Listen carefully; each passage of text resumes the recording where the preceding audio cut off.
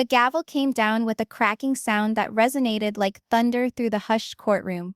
The noise was not merely the beginning of proceedings. It was the noise of truth crying to be heard. A murmur ran through the crowded room, as if the very walls were holding breath. Everyone's eyes were on the young woman at the stand. Her fingers shook around the wooden rail, the knuckles white from the pressure. Her chest rose and fell rapidly, her heartbeat thundering in her own ears, beating louder than the murmurs that had flooded the courtroom mere seconds before. She attempted to part her lips, but her throat constricted. For a very long moment, it appeared she would not be able to utter a word. But then she took a trembling breath. Her initial weak voice held a burden that could not be silenced. The burden of years of silence. The burden of secret pain that had resided in shadows for too long. The entire courtroom bent forward, eager to catch the words long held in secret. Reporters poised their pens over their pads. Camera clicks echoed in the back of the room, and members of the public gazed with unblinking eyes. Everyone recognized this. Trial was not a normal one. This was not merely about legal pleadings or courtroom theatrics. This was about betrayal, about truth, about courage. The trial had engulfed the town for weeks. Each headline was louder than the previous one. Every piece of information that seeped into the press served to add fuel to the flames. "Respected man on trial," the headline shouted. The shocking allegations, the battle for justice, veritas contra potentiam. And now, finally, the truth was being uttered by the one person who had borne it in silence for much too long. Across from the judge on the left side of the courtroom was seated the defendant, a man once respected, his reputation once untainted. He had worn the mask of benevolence and authority for decades, using titles, civic endorsement, and a well-crafted image to conceal himself. Today, however, that mask was beginning to crack. He sat rigidly in his chair, his eyes dark and unblinking. His jaw tightened. His palms lay on the table in front of him, but one finger stirred unsteadily, betraying the composure he attempted to show. Facing him on the witness stand was the victim. She was pale, ghost-like under the cold fluorescent lighting, but her eyes sparkled with determination. She had nothing in her hands, no notes, no papers, no physical evidence in her hand. All she held was the truth, and that was more than anything that she could ever carry. The courtroom air was heavy with tension, as if all those in this room sensed that what was said here today would not only determine the fate of this trial, but would send waves much farther than the walls of this room. Because this case wasn't about law alone. It was a battle for dignity, a struggle for justice, a time for a voice that had been doubted, mocked, and silenced too long to finally be heard. The judge, a sharp man in black robes, pushed his glasses up the bridge of his nose and nodded curtly. His voice sliced through the thick stillness. "You may proceed." And suddenly, all eyes were back on her. Her lips opened, and no sound emerged. She gazed at her shaking hands, at the pale scars only she could comprehend. She had sworn to herself she would not shatter. Not here, not in front of him. She slowly raised her head, her eyes darting about the jammed room. Faces. So many faces. Some she knew, neighbors and townspeople who had once gazed at her with compassion. Others with skepticism. Some were strangers, attracted to the drama of the trial.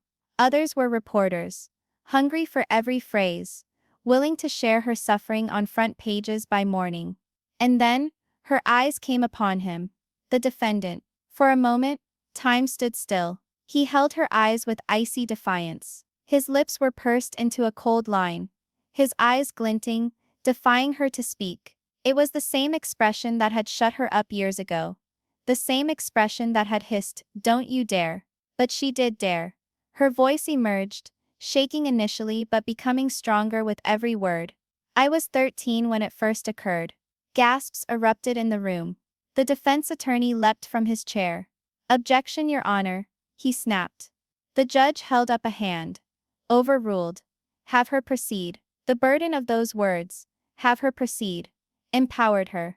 She swallowed hard, tears welling in her eyes but not falling. She would not cry for him today. She continued to speak, her words creating images the jury could not ignore. She talked about nights spent in terror, days spent hiding behind false smiles, and years spent carrying a burden so burdensome it nearly extinguished her spirit. Each sentence was a blade, slicing away the deceptions, stripping away the disguise he had perfected for so long. Some of the jurors shifted uncomfortably in their seats. Others sat tense, hands balled, incapable of looking away. Members of the audience wept, and all the while the defendant sat stiff, his jaw clenching with each word, eyes blazing with silent fury. The young woman drew another breath, her voice shattering but not falling silent. I believed if I talked, no one would listen. He was important, he was respected. Who was I? A kid? But the truth doesn't just go away because you hide it. The truth waits. And now, it's here. The silence that ensued was oppressive. The whole courtroom hung there, enveloped by the weight of her words. Even the journalists ceased their angry note-taking, momentarily awed by the naked humanity on display before them. Her agony had spent all these years in the dark. Her voice had been taken from her for all these years. But now, in this room full of strangers, she was free at last to speak. And although her hands continued to shake, although her heart thudded against her ribcage in a feverish fashion, she was no longer the helpless child she had once been. She was on her feet, talking, shattering the silence.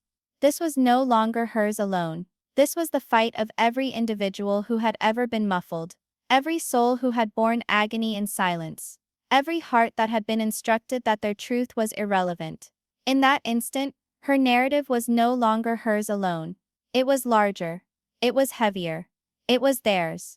And while the judge's gavel lay still at his side, while the jury craned forward with opened eyes, while the audience waited breathlessly, the young woman finally found her voice. She was not finished. She was just getting started. The room was silent, heavy with the reverberation of the young woman's first words. Every eye was glued to her, every ear attuned to the shaking voice that bore not only a tale, but a lifetime of repressed hurt. She clutched the side of the witness stand more firmly, her knuckles white against the polished surface. For a moment, she looked around the room, to the jurors looking at her with wide, almost scared eyes, to the reporters writing furiously, and lastly to the defendant, who sat with his head abnormally high, acting as though what she was saying was mere fantasy. But secretly he knew, and she had sensed that he did. That was sufficient to encourage her to keep talking. She breathed slowly and unsteadily. Her lips quivered before opening once more. I want you to know, she told him, her voice cracking, that my life was not always one of fear. I had moments of happiness. I was a child, just like any other child. I liked to draw pictures. I laughed too loudly. I trusted people. I trusted him. The jury shifted, leaning in closer. The memories were like a film playing in her head. She lived them with words, her voice drawing everyone into her history. Childhood before the shadows. She talked of endless summer afternoons, where she and her friends would pedal their bikes until the streetlights were lit. Of birthday parties with balloons and cake, where she would blow out candles with her eyes closed, making silly wishes that were so crucial back then. There was laughter back then. Genuine laughter. There was innocence. The kind that every child should have. But gradually, gingerly, she started slowly unveiling the curtain that concealed the darker reality. That laughter, she breathed. It did not last. It could not. For shadows crept in, when I least suspected them. The first betrayal. Her voice trembled, as she remembered the first time it had occurred. She was but 13. A child too young to comprehend why the world no longer seemed safe anymore. She recalled the scent of the room, the tick of the clock on the wall being too loud, the sound of her own heart pounding in her ears. She recalled his gaze, not of care, not of love, but of dominance. I froze, she admitted, her voice trembling. I didn't scream. I didn't run. I didn't even flinch. I said to myself that it wasn't happening, that perhaps I'd dreamed it. But inside, I knew.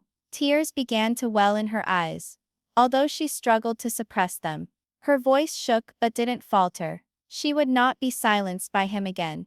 Years of silence. The jury remained still, as she talked of the years that followed. Years she had worn her smile as a mask, concealing the terror that simmered below. "No one noticed," she said. "No one noticed. I attended school. I joked with friends. I did my homework. On the surface, I was just another girl. But in my head, I was imprisoned. Night after night, I prayed it would end. I prayed someone would pay attention. But no one ever did." Her words painted a picture of loneliness so deep it made the courtroom ache. She described nights where she cried silently into her pillow. Mornings when she looked in the mirror and couldn't recognize the girl staring back at her. "I felt invisible," she whispered. "Like my pain didn't matter. Like I didn't matter." The mask of respectability. Her eyes flicked toward the defendant. "He knew no one would believe me," she spat, her tone growing harder. "He wore a mask so well. To the world, he was a respected, admired man. People trusted him. He shook hands. He smiled in public. He played the part to perfection. But behind closed doors, that mask fell away." Her words sliced through the courtroom like a knife. She described moments that to the outside world were mundane. A family supper, a town get-together, a handshake outside church. But to her, every one was a reminder of the deception he lived and made her live in with him. "Do you know how it feels to stand by and watch everybody look up to the person who's tearing you apart?" she cried, her voice shattering. "Do you know how it feels to have people laud the one who makes you feel less than nothing? That's what I endured. Day after day." The breaking point. She stopped, her chest heaving rapidly. She closed her eyes for an instant, as if balancing herself against the tonnage of her memories. "There was a time," she whispered, "when I believed I couldn't go on. I thought perhaps it would be better if I simply vanished. Perhaps then the hurt would cease. Perhaps then no one would have to know." The courtroom fell silent. A juror put a hand over her mouth, tears shining in her eyes. But something deep within me resisted giving up. A tiny voice, so small I didn't even realize it was speaking, whispered to me, "One day you will tell your story. One day the truth will matter." That's what gave me life. That tiny voice. The courage to speak. Years went by before she could at last muster the courage to end the silence. She explained the day she had confided in a trusted person. Her hands had trembled. Her voice cracked. But for the first time ever, the weight was lightened. "Just a little. They believed me," she whispered, her lips quivering into a barely perceptible smile. "Finally someone believed me. And that gave me the strength to continue. To keep fighting. To keep pushing until I was here today, standing before you." Her voice became stronger, more even. The jury leaned forward, mesmerized. The audience remained in shocked silence, touched not only by what she had said, but by the unbreakable courage it had required to say it out loud. The unshakable truth. She fixed her eyes on the jurors, speaking firmly now. "I want you to get something," she told him. "This isn't about me. This is not my story. There are thousands of others. Girls, women, men, who have hurt inside because they believe no one will listen to them, because they believe their truth is irrelevant. But it isn't." Her voice sounded like the clang of a bell, which resonated throughout the courtroom, sweeping the air with a force that no attorney's argument could match. She stiffened her shoulders, her shaking hands finally stabilizing on the wooden railing of the stand. "For years he shut me up. For years I cowered. But today, I'm not afraid anymore. Today I choose to speak. Today I choose the truth." The courtroom was stilled. A few of the jurors wiped at their eyes, pens trembling above notebooks. The crowd sat in crushing silence, the burden of her words bearing down on each chest, making it impossible to breathe. Even the defendant, who had spent the initial portion of the testimony smirking contemptuously, shifted in his seat. The young woman had revealed the past, stripped of lies, masks, and shadows. She had exposed the truth, which had tormented her for so long, and in doing so had given voice not only to herself, but to thousands who remained voiceless. And although the trial was far from being concluded, although arguments and wars still awaited her, one thing was certain: the jury had seen her, really seen her. The quiet of her years ago was over. The truth was finally revealed. The testimony of the young woman had shocked the courtroom. Her words floated in the air, like the waft of smoke after a blaze. Impossible to ignore. The jury fidgeted uncomfortably, their notes still scribbled midway, their faces etched with emotion. The crowd remained seated in stunned silence, some of them moistening their eyes with tears, others mouthing prayers under their breath. But the silence would not remain.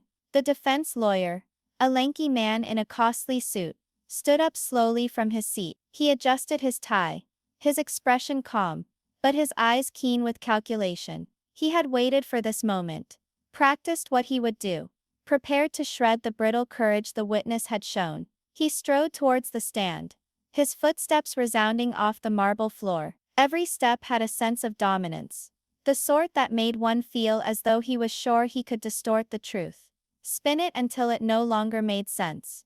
"Miss," he started, his voice suave, nearly soft, but infused with steel, "you have gone on at great length about your history, about fear, about betrayal. But I must wonder, are these recollections trustworthy? You admitted yourself that you were young. 13, wasn't it? Recollections from that time can be skewed." The words sliced through the hall. A murmur passed through the audience. The young woman's grip on the wooden railing tightened. For a moment she gazed down, her chest heaving rapidly. This was the moment she had dreaded. The moment someone would attempt to make her question herself. But then she raised her chin. Her voice shook, but it didn't break. "I was young," she affirmed. "But I remember. Pain does not cloud. Fear does not dissipate.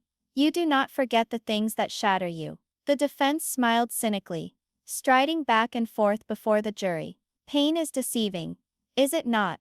Fear can exaggerate. Maybe, miss, you are confusing normal discipline with something more sinister." A tide of outrage swept across her face. Her eyes went hard. She slouched forward, her voice now cutting. "Discipline does not give scars that refuse to heal. Discipline does not take away your voice.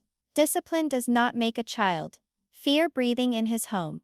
What you did to me was not discipline. It was brutality. And I will not let you redefine it as anything else." The crowd gasped. A juror shook his head. The defense hesitated, his smirk wavering only slightly before relaxing. He continued, voice louder and more insistent. "And yet you waited all these years to testify. If this was so horrible, why didn't you go to the authorities back then? Why be silent?" The question cut to the quick, opening up the old sores. She swallowed hard, her throat constricted. Her gaze flashed toward the defendant. He did not move, but for a moment his eyes held a flicker of amusement, the merest hint of a smile. He believed this question would break her. Her hands shook, but she compelled herself to answer. "Because I was a child," she replied, her voice trembling but firm. "Because I was scared. Because he said that no one would believe me. And for years I believed him. But to be standing here today is proof that he was wrong. You might try and silence me, just like he did. But I am no longer that helpless girl." The courtroom exploded in murmurs. Some applause before the judge slammed his gavel. "Order!" he shouted. "Keep order." But the harm to the defense was effected. The young woman had taken his blow squarely and made it flames. However, the lawyer wasn't done. His tone grew tougher, pleading now. "You claim to have been helpless then. But isn't it so you've talked to other people since? Isn't there a chance their statements affected yours? That your so-called recollections were formed by suggestion?" The young woman's face burned with indignation. Her eyes sparkled with tears, but her voice hardened with unyielding conviction. "My memories are my own. No one told me what to remember. No one had to, because the pain has lived inside me every day. It's in the scars I see when I look in the mirror. It's in the nightmares that wake me up at night. It's in the fear that haunted me like a shadow for years. You don't forget something like that. You can't forget." The jury leaned in, their eyes misty, their pens left behind. The defense attorney fidgeted, his bravado faltering. Then came the moment nobody anticipated. The young woman looked directly at the defendant. Her eyes fastened on his hard and fiery. The world waited. "You stole my voice once," she said, her tone razor sharp. "But today you will never steal it again." There was complete silence afterwards. The defendant's face clouded, his facade crumbling. He fidgeted in his chair, his fists tightening under the table. For the first time, the smile of confidence cracked. The jury could not avert their gaze. Some sat transfixed, mouths open in shock. One woman in the public gallery wept openly, her hand over her mouth. The defense attorney cleared his throat, now flustered. His prepared questions were irrelevant to the blaze of her words. He stuttered, trying to find his notes. But the power in the room had moved. It was no longer his. It was no longer the defendant's. It was hers. The judge, his face stern but tempered with something like respect, nodded at the defense. "Do you have further questions, counselor?" The lawyer paused, shook his head. "No, Your Honor." The young woman leaned back in her chair, her chest still heaving with emotion. She had weathered the storm. She had resisted making her best shot at silencing her. And she had survived. No, she had won. The courtroom hummed with electricity, whispers rippling like waves. The jury looked at one another, their eyes weighed down by what they had just seen. And as the gavel pounded a second time, summoning the room to silence, it was certain. This was no longer merely a trial. This was a reckoning. Truth had battled lies.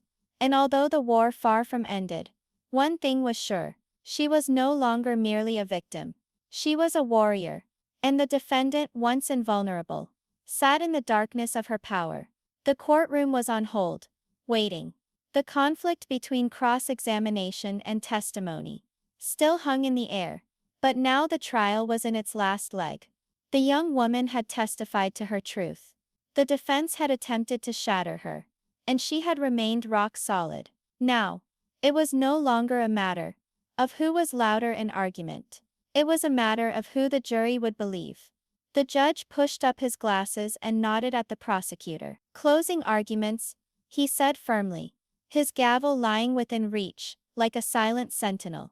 The prosecutor, a woman with keen eyes and a firm voice, rose. She paced slowly in front of the jury, her hands clasped in front of her. She didn't yell. She didn't hurry. She allowed the force of her words to hold the power. "Ladies and gentlemen of the jury," she started, "you have heard her tale. You have witnessed her strength. You have witnessed her confront her worst fear, right here in this courtroom. And I ask you, could she have been here, reliving each agonizing moment, if it were not the truth? No one puts herself through such anguish, unless it is the truth." The jury moved forward.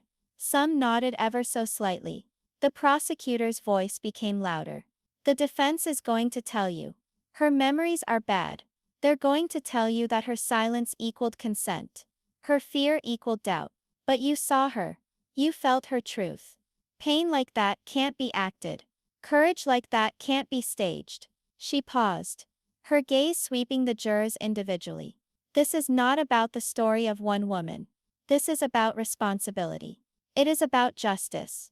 For years he used his reputation, his authority, his deceptions. Today the facade has crumbled. And now it is your responsibility to ensure the truth is told, not just within these walls, but throughout history. You have the authority to return to her that which was taken: dignity, safety, and justice." Her tone melted, but her last words had the clarity of a bell. "Do not let silence win. Let truth speak." She sat. The young woman's heart pounded as she folded her hands together, fighting for tears. Then hesitantly, the defense attorney stood up. His action was slower than before, his assurance less keen. He straightened his jacket and faced the jury.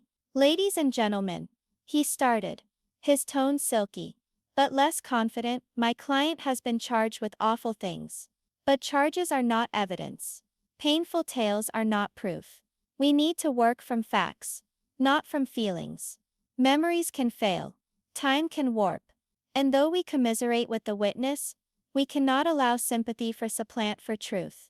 He strode in front of the jury, attempting to regain the cadence that he had once possessed. "You have to ask yourselves, where is the evidence? Where are witnesses to these things who have seen them? There aren't any. Only her testimony, given years later. This case, as tragic as it would appear to be, rests not on evidence, but upon recollection, and recollection alone, cannot determine a man's destiny. The jury sat silently, but their gaze betrayed what they were thinking. Some doubted, but most looked toward the young woman, the look on their faces soft with sympathy.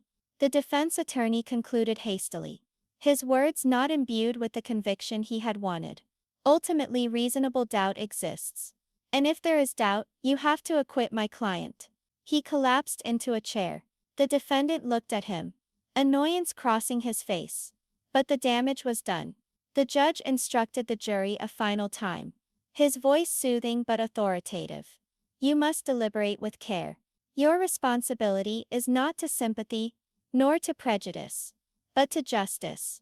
Review the evidence. Review the testimony, and bring back a verdict that tells the truth. The jury was taken to the deliberation room. And then there was silence. The young woman sat with her family, her hands trembling. Each second was an eternity. The courtroom, which had buzzed with voice and argument, now was empty, filled only with the soft tick of the clock in the back of the room. She looked down at the gleaming wooden floor, her mind reeling. What if they did not believe her? What if the lies reigned again? She had struggled so desperately, reopened wounds that were never healed. And now it all depended on 12 strangers. Minutes passed into hours. The crowd murmured in low tones. Some stood with backs to the walls. Others pored over their phones anxiously. The defendant sat stonily with folded arms, his face impassive, although his foot clicked nervously against the ground. The prosecutor had soft words for the young woman, but her thoughts were a world away, going over every sentence she had uttered, asking if she had done enough. At last, the bailiff came in. The jury has reached a verdict. The words caused a ripple in the room. Hearts beat fast. Breath caught. The jury came back in. Faces somber, steps deliberate. No one could discern their expressions. The judge cleared his throat. Members of the jury, have you reached a unanimous verdict? The foreperson, a woman whose eyes looked sleep-deprived, rose. We have, Your Honor. The courtroom fell so quiet it felt as though even the air had ceased to move. The young woman held her mother's hands, her palms damp and cold. The defendant sat rigid, his eyes fixed on the jurors, challenging them to glance at him. The paper was passed across to the judge. He read it in silence, his expression unchanging, then passed it back to the foreperson. Please read the verdict. The foreperson smoothed out the paper, her fingers unshaking. She cleared her throat, her voice echoing in the stillness. In the people verses, she said the defendant's name, her voice crisp with certainty. On the charge of abuse, we the jury find the defendant. She hesitated. The universe held its breath. Guilty. The word burst forth in the courtroom. Gasps, sobbing, and a murmur of whisper broke out from the audience.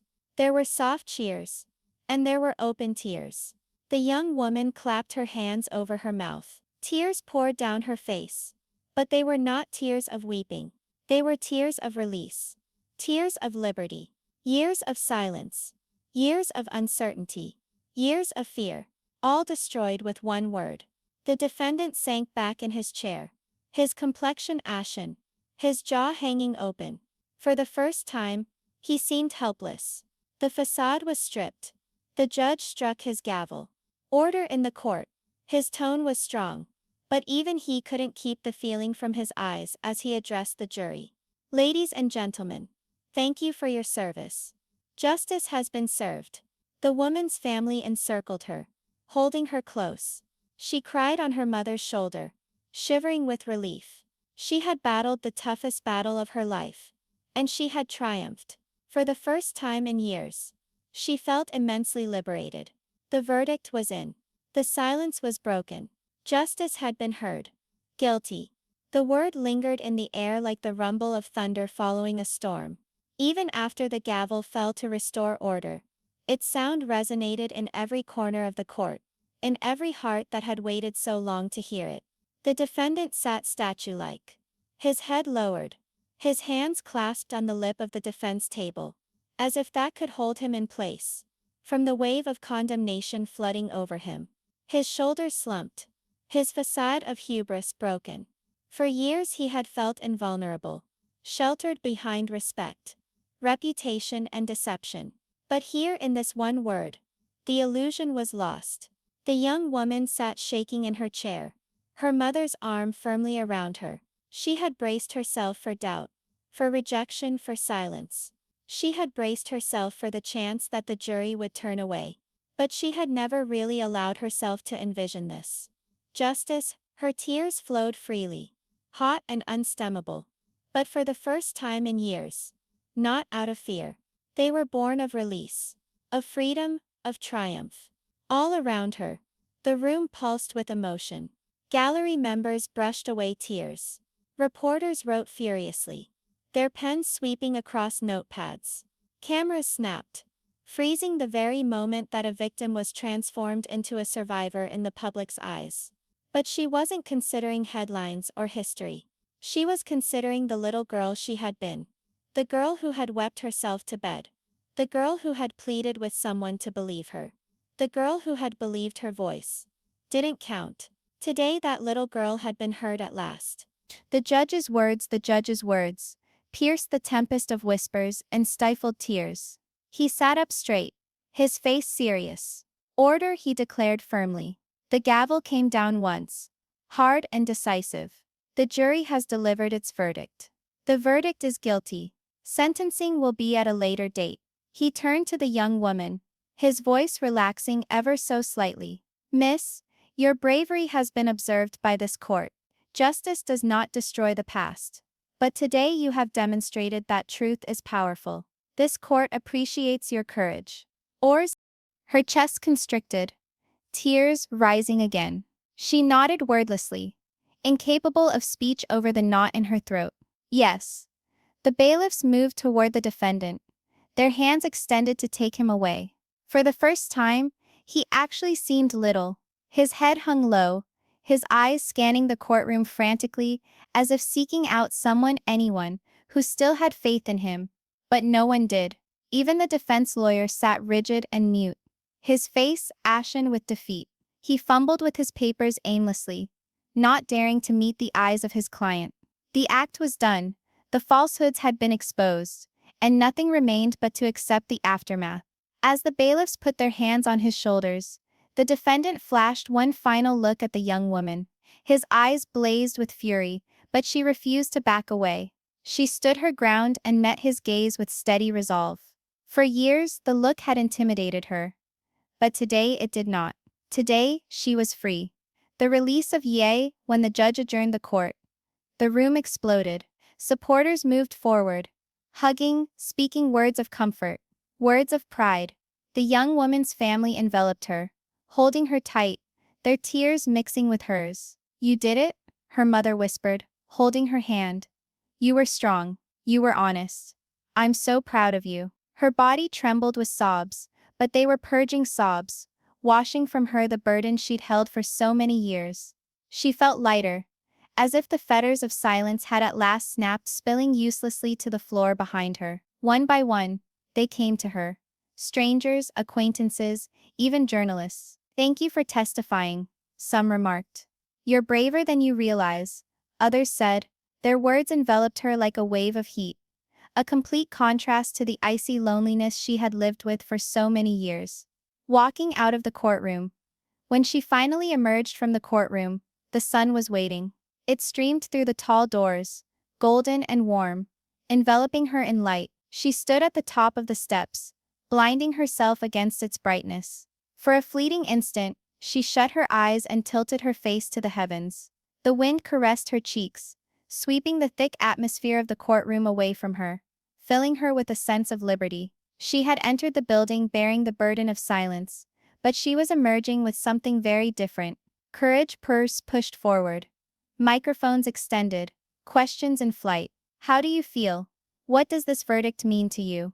She stopped, her voice still weak but firm enough to be heard. It means, she stated, that the truth counts, that regardless of how long you've been silenced, regardless of how afraid you are, your voice counts. And when you use it, people will listen. Her voice echoed throughout the assembly, not only to those standing there but, via headlines and broadcasts, to countless others who needed to hear what she had to say. A symbol of courage. The news traveled in the days that followed, beyond the courtroom, beyond the town. Reports named her brave, fearless, a symbol of hope. Messages arrived from strangers who admitted their own secret struggles, thanking her for proving to them that it was possible to speak. She read each word, a sob in her throat, but a smile on her lips. She had never dreamed that her book could touch so many, and yet she knew this was just the start. Her book was no longer about what had been stolen from her. It was about what she had won back.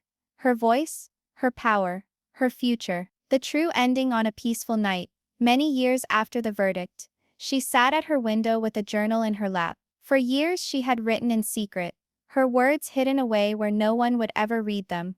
But on this night, her pen danced freely, her words uninhibited and fearless. She wrote of the girl she used to be, the hurt she had endured, the test, the judgment, the liberation. And to finish she wrote one more line. I am no longer afraid. She shut the diary, her heart stable. The battle was done. The silence was ended. Justice had been served. And as the stars poured into the sky, she was certain that whatever tomorrow brought, she had already fought and won the most crucial battle of them all, the battle to take herself back.